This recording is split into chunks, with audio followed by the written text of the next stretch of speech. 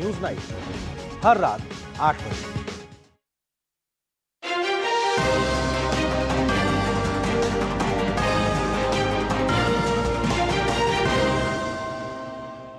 नमस्कार, आप देख रहे हैं दूरदर्शन समाचार का विशेष सांकेतिक भाषा समाचार। आपके साथ मैं हूं पराक्रम सिंह शेखावत और मेरे साथ हैं हमारे सांकेतिक भाषा की सहयोगी मनीषा।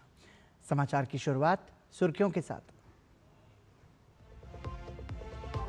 भारत और मंगोलिया के बीच कुल 9 समझौतों पर हस्ताक्षर। प्रधानमंत्री नरेंद्र मोदी ने कहा, भारत मंगोलिया का रिश्ता सीमाओं से परे। मंगोलियाई नागरिकों के लिए मुफ्त ई वीजा देने की घोषणा।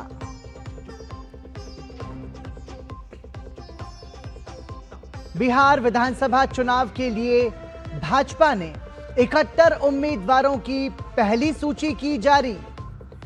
दोनों उप मुख्यमंत्रियों समेत कई मंत्रियों और 9 महिला उम्मीदवारों के नाम शामिल। वहीं महागठबंधन में सीटों पर अभी भी फंसा हुआ है पेंच।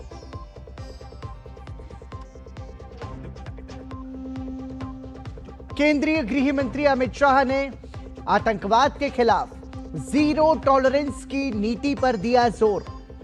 एनएसजी के स्थापना दिवस समारोह में कहा, मोदी सरकार ने पाकिस्तान में फैले आतंकी मुख्यालयों को किया नेस्तनाबूद।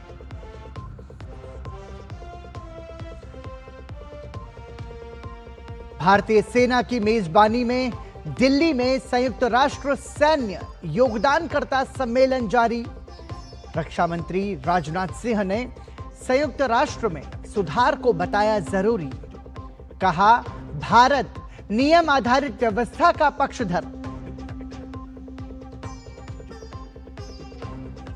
और गूगल ने विशाखापत्तनम में आर्टिफिशियल इंटेलिजेंस हब बनाने का किया ऐलान।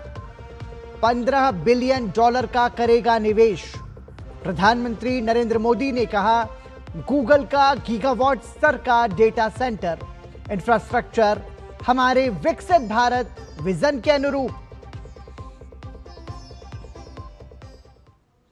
भारत और मंगोलिया के बीच कुल 9 समझौते ज्ञापनों का आदान प्रदान हुआ, जिसमें लद्दाख और मंगोलिया के अरखंगाई प्रांत के बीच सहयोग समझौता महत्वपूर्ण रहा। इसके अलावा दोनों ही देश अपनी रणनीतिक साझेदारी को और भी मजबूत बनाने के लिए मानवीय सहायता, संस्कृति, इमिग्रेशन, प्रवासी मामलों, खनिज, सहकार, डिजिटल क्षेत्र में सहयोग को लेकर सहमत हैं। प्रधानमंत्री नरेंद्र मोदी ने संयुक्त प्रेस वक्तव्य के दौरान बताया कि दोनों देशों के संबंध ऐतिहासिक और सांस्कृतिक रूप से जुड़े हुए हैं। उन्होंने कहा कि भारत मंगोलिया रणनीतिक संबंध को 10 वर्ष हो चुके हैं। ऐसे में दोनों ही देश रक्षा, सुरक्षा और क्षमता निर्माण के क्षेत्र में सहयोग बढ़ा रहे हैं। प्रधानमंत्री ने कहा कि दोनों देशों का वैश्विक मुद्दों पर भी एक जैसा दृष्टिकोण है और भारत इंडो पैसिफिक को स्वतंत्र, नियमाधारित, मुक्त आवाजाही और समावेशी क्षेत्र बनाए रखने का एक पुरजोर समर्थक है। वैश्विक मुद्दों पर हमारा दृष्टिकोण हमारे साझा मूल्यों पर आधारित है। अंतर्राष्ट्रीय मंचों पर हम करीबी साझेदार हैं। हम दोनों देश फ्री, ओपन, इंक्लूसिव और रूल बेस्ड इंडो पैसिफिक का समर्थन करते हैं। ग्लोबल साउथ की आवाज को सशक्त करने के लिए भी हम मिलकर काम करते हैं। दोनों देशों के राजनयिक संबंधों को 70 वर्ष पूरे हो चुके हैं। ऐसे में भारतीय प्रधानमंत्री और मंगोलिया के राष्ट्रपति और प्रधानमंत्री मोदी ने डाक स्मारक टिकट जारी किया। प्रधानमंत्री ने कहा कि मंगोलियाई नागरिकों के लिए भारत अगले वर्ष से निःशुल्क ई वीजा जारी करेगा। हमारी सरहदें भले ही जुड़ी हुई नहीं है, लेकिन भारत ने मंगोलिया को हमेशा एक पड़ोसी के रूप में देखा है और इसी नाते हम पीपल टू पीपल टाइज को बढ़ावा देते रहेंगे। हमने निर्णय लिया है कि मंगोलिया के नागरिकों को निःशुल्क ई वीजा दिया जाएगा। साथ ही भारत हर साल मंगोलिया से युवा कल्चरल एम्बेसडर्स की भारत यात्रा भी स्पॉन्सर करेगा। मंगोलिया के राष्ट्रपति खुरेल सुखोखना ने भारत मंगोलिया के बीच आपसी सहयोग को बढ़ाने की दिशा में काम करने के लिए प्रधानमंत्री नरेंद्र मोदी की प्रशंसा की। साथ ही उन्होंने कहा कि दोनों देशों के बीच हुए समझौते पहले से मजबूत संबंधों को नई ऊंचाइयों पर ले जाएंगे।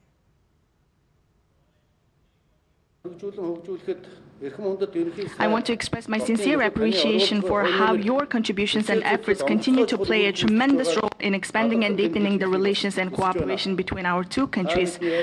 I have complete confidence that the outcomes of our discussions and the agreements we reached will come to fruition, bringing prosperity to our two nations and benefiting our peoples, thereby catalyzing the growth of Mongolia-India relations and cooperation even further. May the friendship between our two peoples continue to blossom for generations to come, and may the partnership between Mongolia and India, spiritual neighbors that share historic bonds, flourish for eternity. Bihar चुनाव के लिए भाजपा ने अपने 71 उम्मीदवारों की पहली सूची जारी कर दी है। सूची में 9 महिला उम्मीदवारों को टिकट दिया गया है। भाजपा एनडीए गठबंधन के तहत बिहार 101 सीटों पर अपने प्रत्याशियों को चुनाव लड़ाएगी। बिहार में पटना में आयोजित प्रेस कॉन्फ्रेंस में पार्टी के वरिष्ठ नेता ने उम्मीदवारों के नामों का औपचारिक ऐलान किया। प्रमुख उम्मीदवारों में उप मुख्यमंत्री सम्राट चौधरी तारापुर, जबकि विजय सिन्हा लखीसराय सीट से चुनाव लड़ेंगे। पार्टी ने रामकृपाल यादव को दानापुर से चुनावी मैदान में उतारा है, जबकि मंत्री नितिन नबीन को बांकीपुर से और मंगल पांडेय को सिवान से टिकट दिया गया है। वहीं संजय सरावगी दरभंगा सीट से पार्टी के चिन्ह पर चुनावी मैदान में खम ठोकेंगे, तो वहीं नीरज कुमार बबलू को छातापुर से टिकट दिया गया है। भाजपा ने अपनी पहली सूची में कई बड़े नामों को फिर से दोहराया है। पार्टी ने अपने सभी बड़े नेताओं को टिकट दिया है। एनडीए के महत्वपूर्ण घटक दल के रूप में भाजपा इस बार जनता दल और अन्य सहयोगी दलों के साथ मिलकर चुनाव मैदान में उतरेगी। एनडीए में सीटों के बंटवारे के तहत भारतीय जनता पार्टी इस बार 101 सीटों पर चुनाव लड़ेगी। बिहार विधानसभा चुनाव को लेकर जहां एनडीए में सीटों का सम्मानजनक बंटवारा हो गया है, तो वहीं गठबंधन में सीटों का बंटवारा नहीं होने से प्रत्याशियों और समर्थकों में मायूसी छाई हुई है। महागठबंधन में सीट शेयरिंग को लेकर ऊहापोह जारी है। ऐसे में महागठबंधन के सबसे प्रमुख दल आरजेडी के कार्यालय में समर्थक और प्रत्याशी दोनों ही सीटों के बंटवारे की बाट जोह रहे हैं।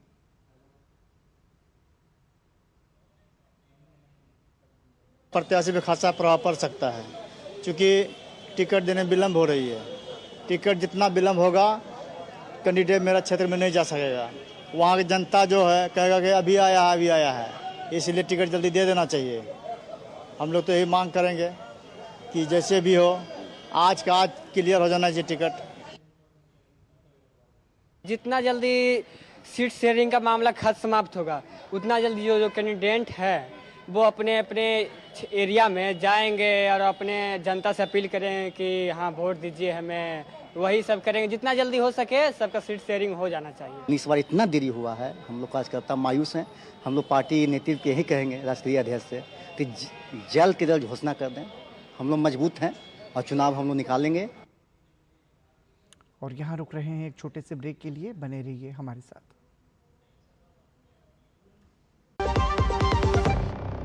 जब धरती चीर कर निकलता है लोहे का पत्थर और मिलता है मोंगिया के जोश से, फिर तपता है पिघलता है और बनता है फौलाद।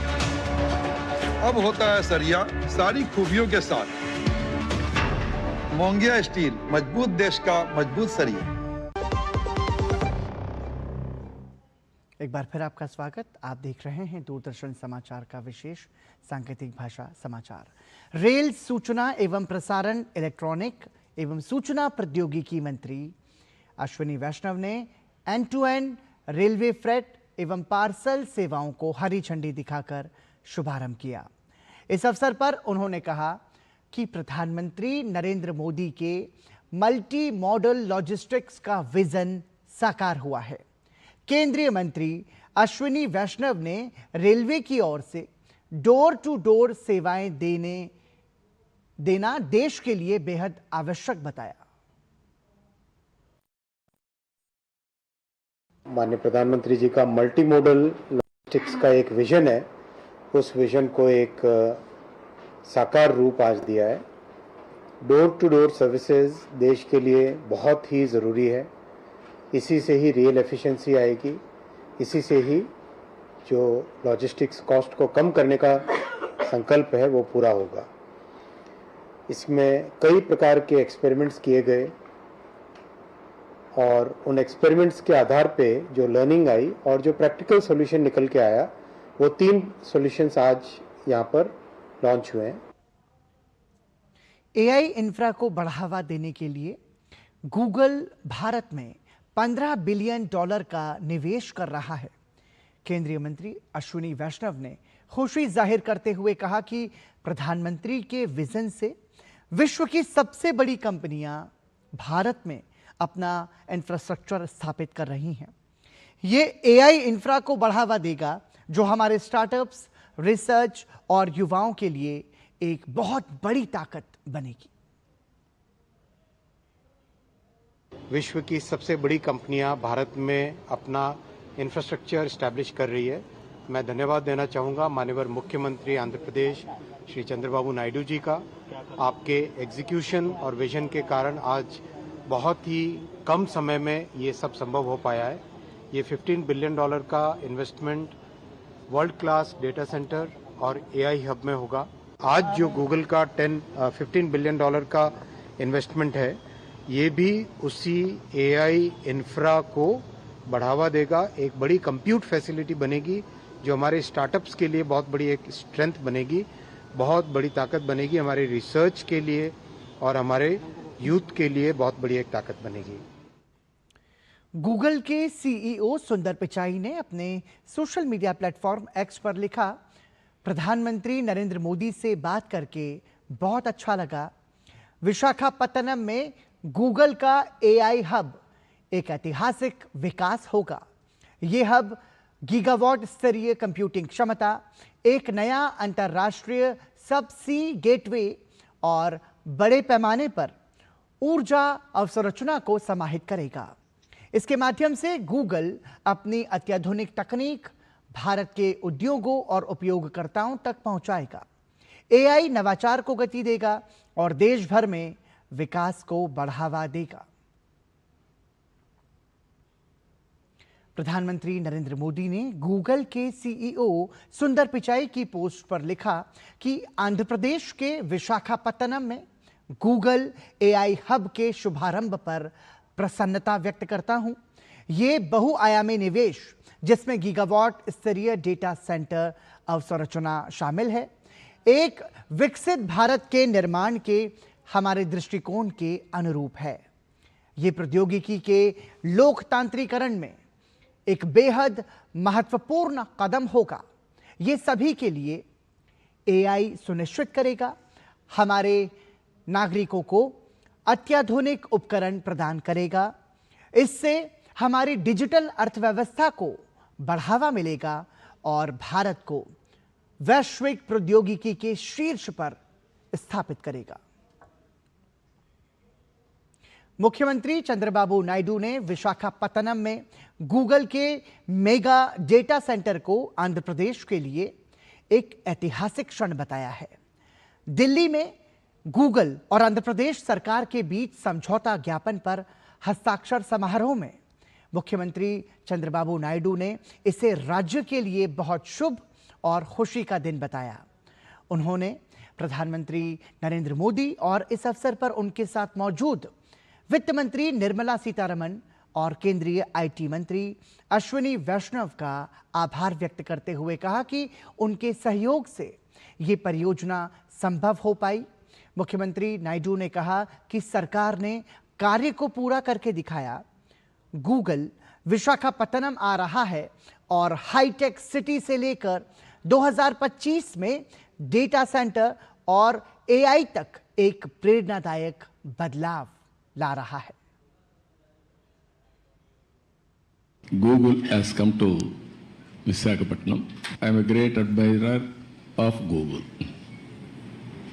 Your creativity, your speed, that is very, very important.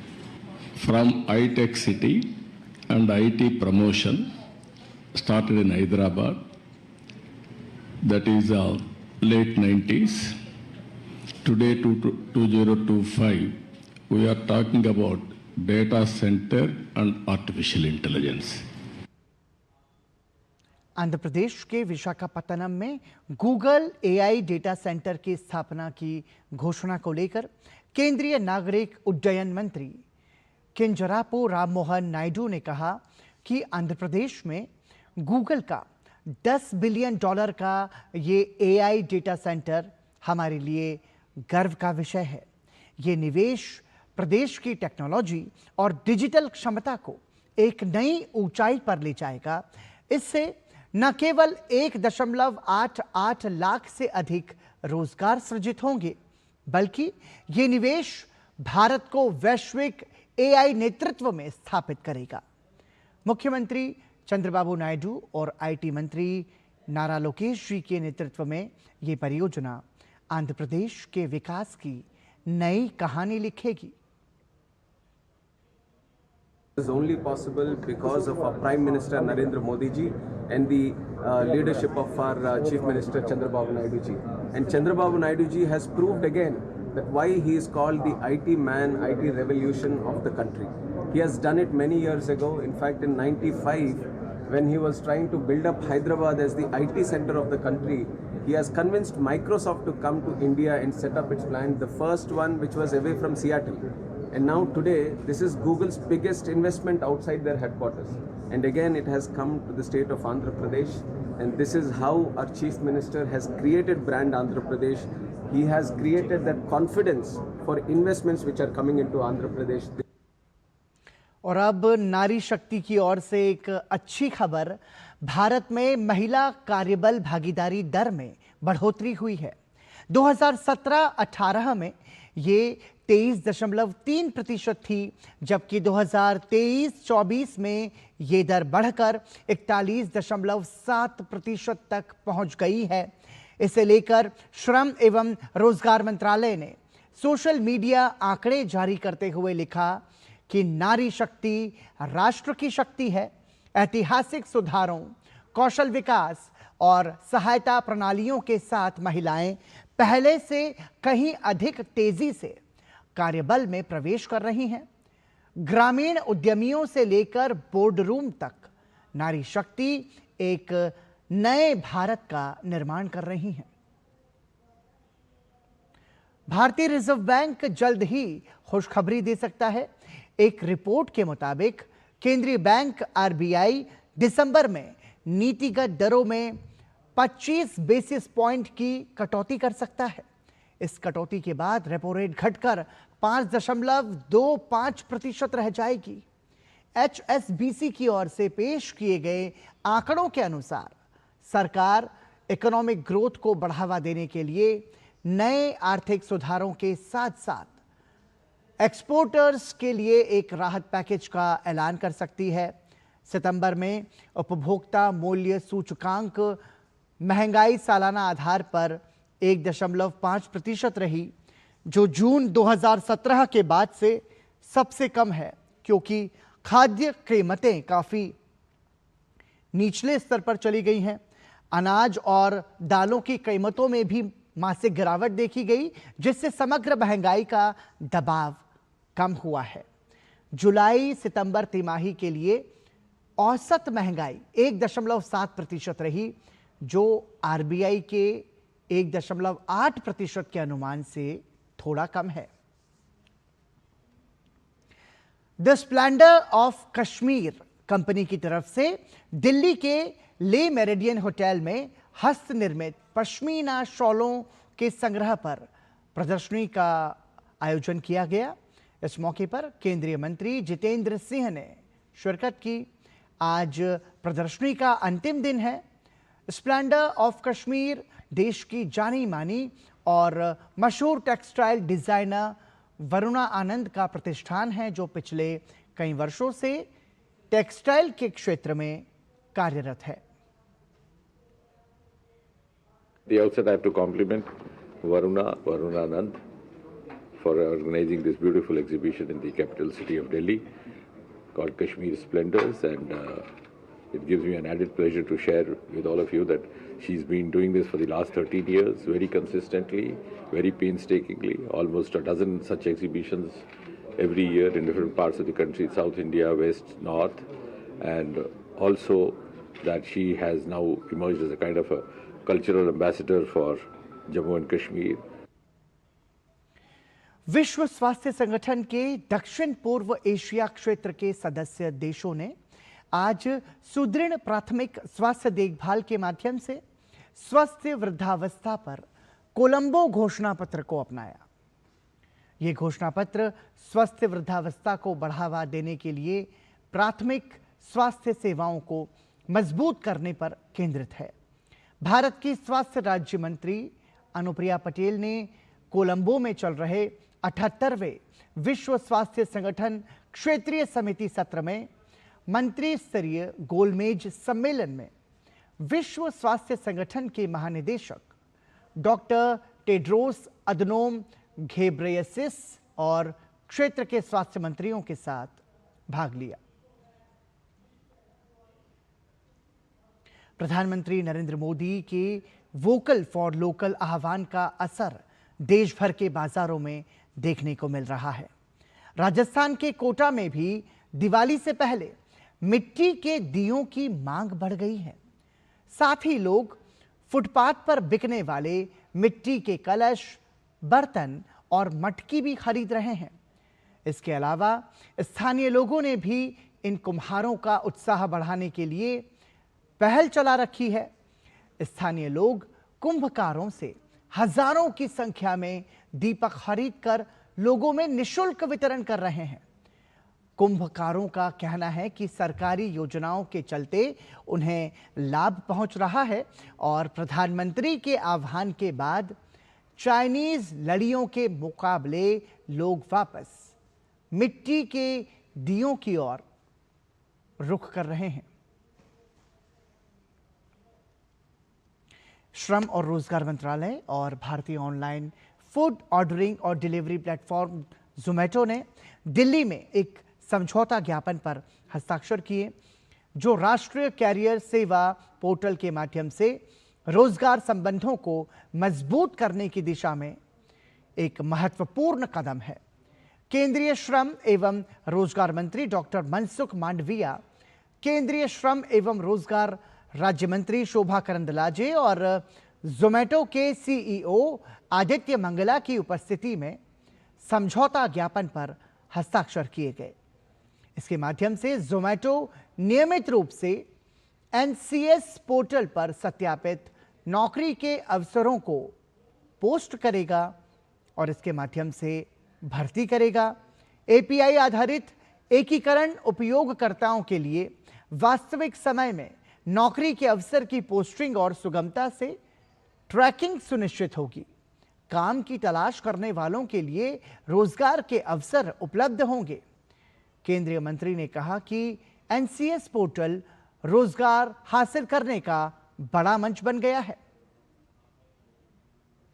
और इसी के साथ ही दूरदर्शन समाचार के विशेष सांकेतिक भाषा समाचार में अभी के लिए इतना ही। मुझे और हमारी सांकेतिक भाषा के सहयोगी मनीषा को दीजिए अनुमति। नमस्कार।